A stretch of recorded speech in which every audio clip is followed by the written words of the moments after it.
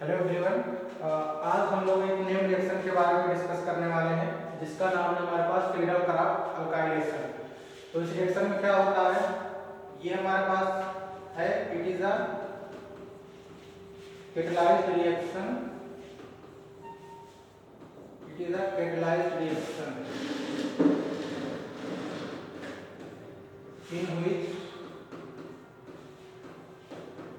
in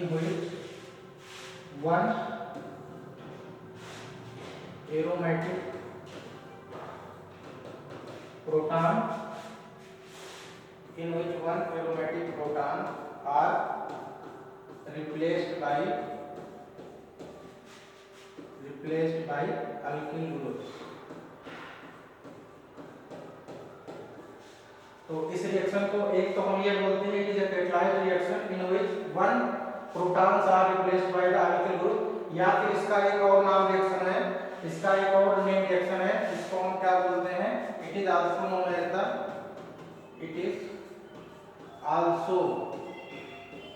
as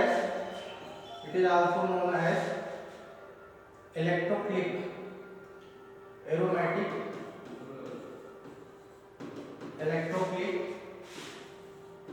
substitution reaction, aromatic electrophilic substitution reaction,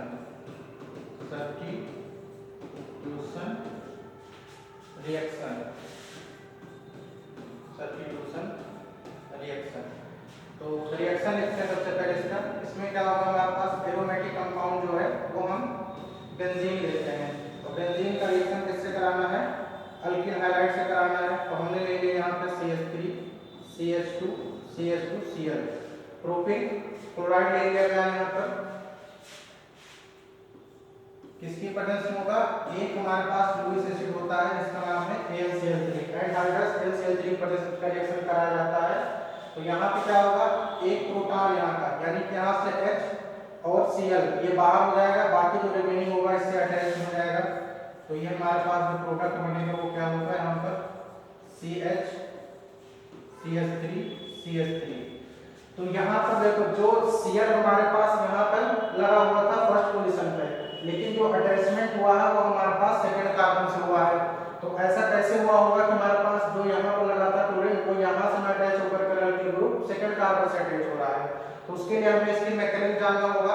mechanism से हमें पता चल जाएगा कि हमारे पास ये वाला जो प्रोडक्ट बना है वो कैसे बना है। तो इसकी मैकेनिज्म के बारे में जान लेते हैं पहले कि मैकेनिज्म क्या है इसकी।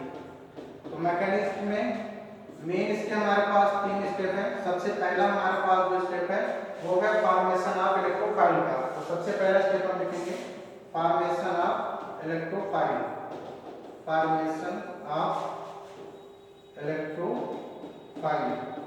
सबसे पहले इलेक्ट्रोफाइल बनेगा इसमें।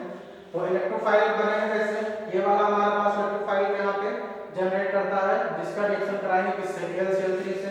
तो इसका रिएक्शन करा लेते हैं हम CH3 CH2 CH2 Cl plus AlCl3। अब क्योंकि हमें पता है कि AlCl3 हमारे पास क्या है, लुईस एसिड होता है, क्योंकि इसके पास क्या होता है, एक वेकेंट ऑर्बिटल अवेलेबल होता है, और जो भी हाइड्रोजन एटम्स होते हैं इनके पास लोन पेयर होता है। तो ये अपना क्या करेगा, एक लोन पेयर इसके वेकेंट d ऑर्बिटल में डोनेट करेगा। जब ये अपना एक इलेक्ट्रॉन इसको डोनेट करेगा, एक इलेक्ट्रॉन पे, तो इस पे क्या आएगा, क्योंकि ये इलेक्ट्रॉन एक्सेप्ट कर रहा है, इस पे माइनस चार्ज आएगा, और इसने अपना इलेक्ट्रॉन डोनेट किया तो इस पे क्या आएगा, पॉजिटिव चार्ज आएगा।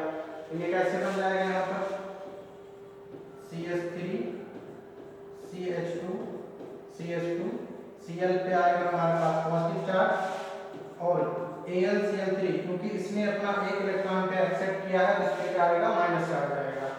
अगले स्टेप में क्या होगा, क्योंकि हम जानते हैं जो क्लोरीन एटम होता है हमारे पास क्या होता है, इलेक्ट्रोनेगेटिव होता है, तो इस पे पॉजिटिव चार्ज ज्यादा देर तक रहेगा नहीं, इसलिए क्या करेगा, यहाँ से अपने पॉजिटिव चार्ज को डीलोकलाइज करने के लिए, अपने पॉजिटिव चार्ज को हटाने के लिए जो यहाँ पर इलेक्ट्रॉन है इसको क्या करेगा, यहाँ से विड्रॉ कर लेगा। तो ये इलेक्ट्रॉन जब विड्रॉ करेगा तो ये हमारे पास क्या बन जाएगा, कंपाउंड जो कार्बोकैटायन चाहिए वो यहाँ पे जनरेट हो जाएगा। ये बन गया हमारे पास कार्बोकैटायन प्लस, क्योंकि इसने एक्सेप्ट किया है 3 क्लोरीन इसके पास पहले से थे, तो 1 क्लोरीन इसने और एक्सेप्ट किया तो कितना हो जाएगा, 4 हो जाएगा, और इसके वजह से जो माइनस चार्ज था वो माइनस चार्ज मेंटेन रहेगा। तो हमने यहाँ पर देखा कि जो ये कार्बोकेटायन बना है ये कैसा है, प्राइमरी कार्बोकेटायन है, ये प्राइमरी कार्बोकेटायन। अब क्योंकि यहाँ पे कार्बोकेटायन बन रहा है इंटरमीडिएट इलेक्ट्रोफाइल के रूप में, तो जो इलेक्ट्रोफाइल हमारे पास बना है तो हमें ये देखना होता है कि क्या हमारे पास कुछ ऐसा यहाँ पर हो सकता है रिएरेंजमेंट जिसकी वजह से जो ये इलेक्ट्रोफाइल बना है और ज्यादा स्टेबल इलेक्ट्रोफाइल बन सके। तो यहाँ पर हम देखते हैं कि प्राइमरी के अलावा यहाँ पे सेकेंडरी कार्बोकेटायन भी पॉसिबल है बनना। तो इसलिए क्या करेंगे हम यहाँ से जो ये हाइड्रोजन हमारे पास दिख रहा है इसको मैं ओपन करके लिखूं यहाँ पे, अगर इसको ओपन करके लिखें तो यहाँ पे जो ये हाइड्रोजन है ये वाला, अगर मैं इसको 1 बोल देता हूँ और इसको मैं 2 बोलता हूँ तो 1 और 2 पे यहाँ से क्या होगा, ये हाइड्राइड शिफ्ट होकर के इस वाले पोजीशन चला जाएगा।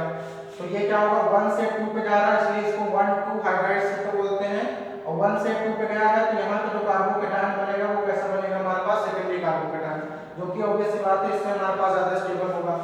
तो उसको बना लेते हैं यहाँ पर, क्या बनेगा ये CH3CH, इसने अपना इलेक्ट्रॉन दिया तो इसमें क्या आएगा पॉजिटिव चार्ज, और ये हाइड्रोजन अपना इलेक्ट्रॉन लेकर के इसके पास गया है तो यहाँ पे 2 हाइड्रोजन पहले से एक और आ गए, कितने हो गए 3 हो गए। अब जो ये कार्बोकेटायन बना ये कैसा है सेकेंडरी है, जबकि ये कैसा था हमारे पास प्राइमरी था, और सेकेंडरी की स्टेबिलिटी क्या होती है प्राइमरी से ज्यादा होती है, क्योंकि यहाँ पे जो हाइपर कॉन्जुगेशन होगा वो क्या होगा ज्यादा होगा as compare to this carbocation. Now second step is attack of electrophile, attack of electrophile at benzene ring, at benzene ring. Electrophile का इस पे अटैक करवाएंगे यहाँ पे, तो ये हमारे पास बेंजीन है, क्योंकि बेंजीन क्या होती है एक इलेक्ट्रॉन रिच स्पीशीज है यहाँ पे, इसके पास इलेक्ट्रॉन होंगे तो ये इलेक्ट्रॉन डोनेट कर सकती है इसको लेकर आएंगे, इसके पास CH प्लस है CH3 और यहाँ पे लगा हुआ है CH3, ये अपना इलेक्ट्रॉन इसको डोनेट करेगा तो यहाँ पे क्या बन जाएगा हमारे पास, इसने इलेक्ट्रॉन दिया है तो क्या आएगा प्लस चार्ज आ जाएगा इस साइड पे हमारे पास, इस वाले कार्बन पे पॉजिटिव चार्ज आएगा, और इसके पास जो इलेक्ट्रॉन आया इसने किसको डोनेट कर दिया इसको, तो इसका प्लस तो हट गया और ये हमारे पास यहाँ पे जो बॉन्ड बन जाएगा ठीक ये बन गया। अब ये हमको पता होता है कि जो बेंजीन हमारे पास ये बकल रूल को फॉलो करता है ना, यानी कि ये क्या होता है हमारे पास ये एरोमेटिक कंपाउंड है, जबकि हमारे पास जो यहाँ पर कंपाउंड बना है ये भी इसकी एरोमेटिसिटी क्या हो गई डिस्ट्रॉय हो गई है। तो एरोमेटिक कंपाउंड जानते हैं ज्यादा स्टेबल होता है as compare to non aromatic या एंटी एरोमेटिक कंपाउंड जो होते हैं उनसे इसकी स्टेबिलिटी ज्यादा होती है। तो ये अपने आप को स्टेबलाइज करने के लिए क्या करेगा यहाँ पे डीप्रोटोनेशन हो जाएगा, या जिसको हम थर्ड स्टेप में लिखते हैं और इसका एक नाम दिया जाता है अब्स्ट्रैक्शन ऑफ प्रोटॉन भी बोल सकते हैं इसको, अब्स्ट्रैक्शन ऑफ प्रोटॉन। यहाँ से प्रोटॉन, प्रोटॉन का मतलब हमारे पास क्या है H प्लस, यहाँ पे H प्लस रिमूव होगा अब्स्ट्रैक्शन ऑफ प्रोटॉन।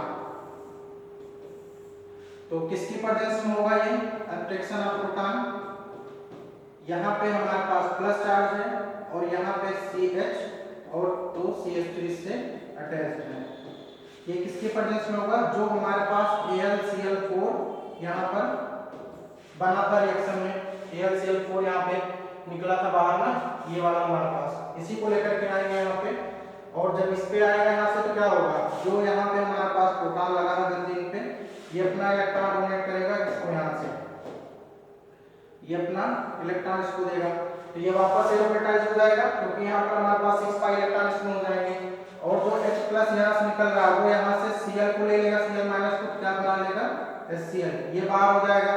अब यहाँ से Cl माइनस चला गया तो कितना बचेगा AlCl3, और वो AlCl3 यहाँ से हमारे पास जो कैटलिस्ट था वो बाहर हो जाएगा।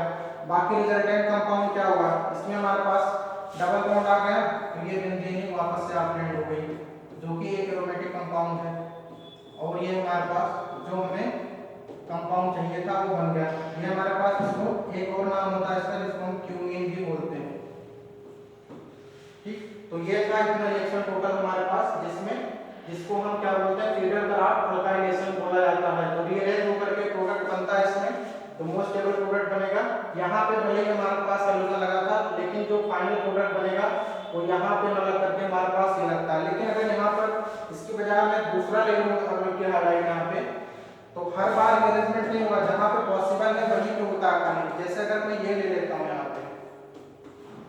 अगर हमने यहाँ पर एथिल क्लोराइड ले लिया ये CH2Cl, अब यहाँ पे अगर इसका रिएक्शन कराएंगे N-HCl से तो क्या होगा, यहाँ से क्लोरीन निकलेगा, बट यहाँ पे रीअरेंजमेंट से कोई फायदा नहीं होना, यहाँ पे कोई फायदा नहीं होगा, क्योंकि चाहे हम यहाँ से अटैच करवाए यहाँ से अटैच करवाए तो ये प्रोडक्ट बनेगा।